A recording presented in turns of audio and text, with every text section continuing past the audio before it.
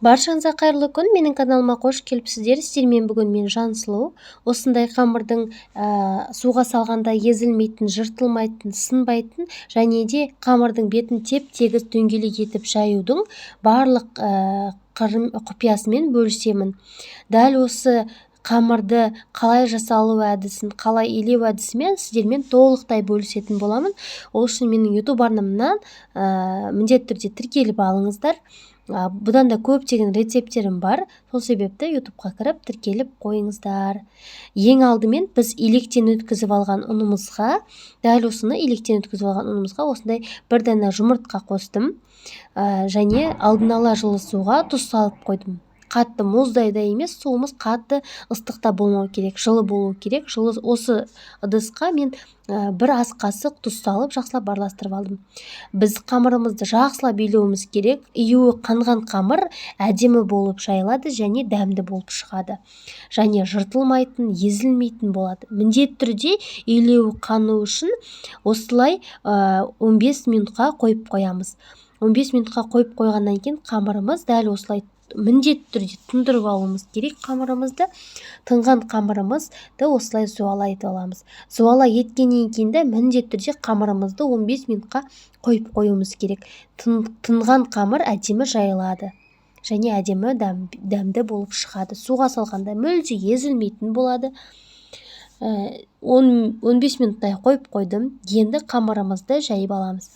Міне менде қамырым осы бағанағы ұннан осындай 2 зуала қамырым шықты.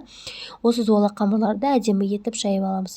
Жаюда міндетті түрде сіз оқтаудың ортасынан басуға болмайды. Өйткені ортасы жұқарып кетеді, шеті қалың болып қалып кетеді. Міндетті түрде оқтауыңыздың шетінен бастап жаясыз. Шетінен бастап жайған қамыр шеті де ортасы да теп-тегіс әдемі дөп-дөңгелек болып жайылады. Ортасынан басқан қамыр, ол ортасынан илесеңіздер, қамырларыңыз ортасы жұқа, шеті қалың болады. Сол үшін оқтаудың шетінен ұстап жайған дұрыс. Міне біздің қамырымыз дәл осылай шықты, езілмейді, мүлде жыртылмайды, сынбайды, дөп-дөңгелек етіп осылай жаясыздар. Дәл осы видеоны көріп жасасаңыздар болады. Ең алдымен міндетті түрде қамырымыздың илеуіне мән беріңіздер. Илеуі жақсы иленген қамыр міндетті түрде жақсы жайылады, жақсы дәмді болып шығады. Осы қамырларымызды бешбармаққа, немесе орамаға, мантыға дәл осылай етіп жайған қамырымыз әдемі болып шығады.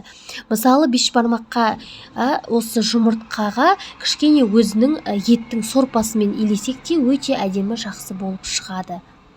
Міндетті түрде осы рецепт көріңіздер, өте дәмді әрі суға салғанда әдемі болып шығады.